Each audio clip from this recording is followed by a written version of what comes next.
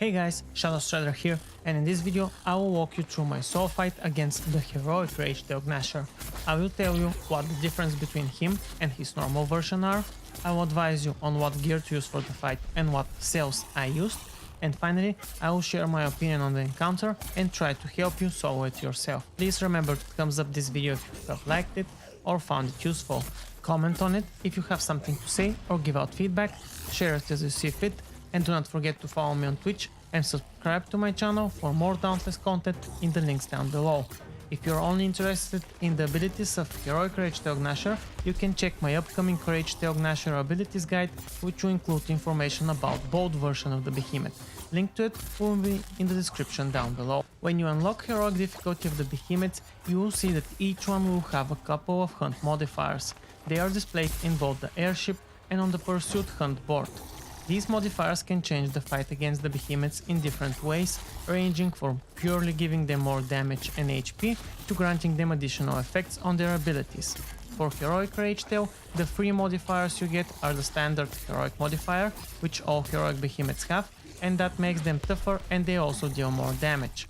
He also has the Fury modifier, which increases the duration of his enrage phase and increases his resistance and damage done while in that phase. His Hurt and Final modifier is Jacked, which causes him to inflict crippling wound debuff instead of a regular wound debuff. Depending on your playstyle and weapon, you would go for different armors, weapons and stat bonuses.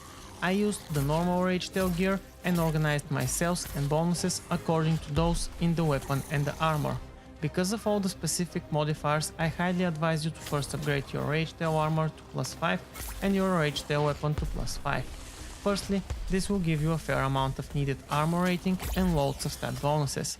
I put in an extra Bloodless cell in my Ragetail sword so they can have a +6 Bloodless stat and be immune to his crippling wound debuff.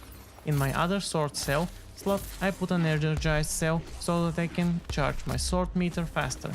Ragetail Gnasher's gear offensively is oriented towards the Rage Hunter stats, so I suggest you try to maximize it since heroic Ragetail does stay a lot of time in enrage state. When he goes in enrage, he will be in rage phase for at least 90 seconds. I put a sturdy cell in my chest slot and the head slot just in case so they can move when he hits me and not get knocked down. Be careful because it has a cooldown and that depends on how much of the stat you have. In my gloves and legs, I put rage cells for extra damage when he does hit me and gets me to low HP. I used Frenzy Tonic, Stamina Tonic and Blitz Tonic, and their usage should be situational. Best strategy is to stay between 20 and 50% HP and have all three potions constantly up. That way, if you're careful and not get hit, you will deal the most amount of damage to him.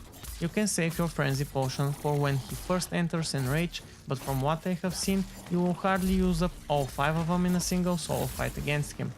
The Stamina potion can also be left for later usage, but I advise you to use it from the start if you're struggling. There's nothing new added to his abilities compared to his normal version. The only difference is that they are unforgiving towards your health pool if you get hit. Even with the upgraded armor, you can see that he deals huge amount of damage to me.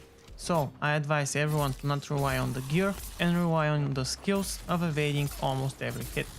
The strategy is the same as with the normal one.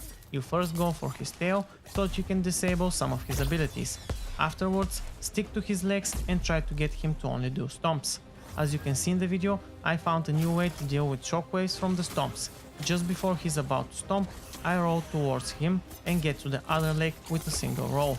This has kept me safe throughout the fight and given me precious time to damage him. You can also do the left click roll attack to increase the travel distance and do some damage. Also, I have recorded the fight including the wood drops so that you can see I went for the heroic, not normal version, because someone might decide to say that I used footage of the normal one. That's about it regarding heroic Ragetail Gnasher in patch 0.4.0. If I missed anything or you think that there is something I should have covered more in depth or have not given enough attention in this video, then please leave a comment to tell me. Thumbs up the video if you have liked it or it has helped you in some way. Share it as you see fit, and lastly, do not forget to follow me on Twitch and subscribe on YouTube at the links below for more Dauntless content.